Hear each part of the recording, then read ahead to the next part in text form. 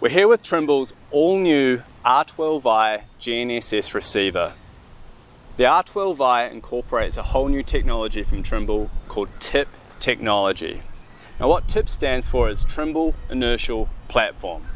This platform provides inertial-based tilt compensation positioning.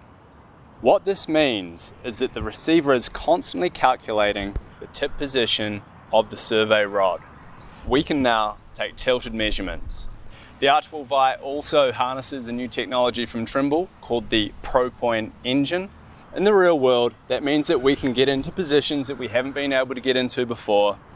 We can get shots closer to buildings in harsher environments such as under or near trees, giving us faster and more reliable positions.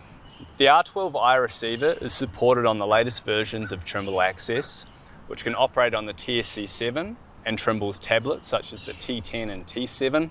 It's also supported on the TDC600 Android platform. The R12i is available today.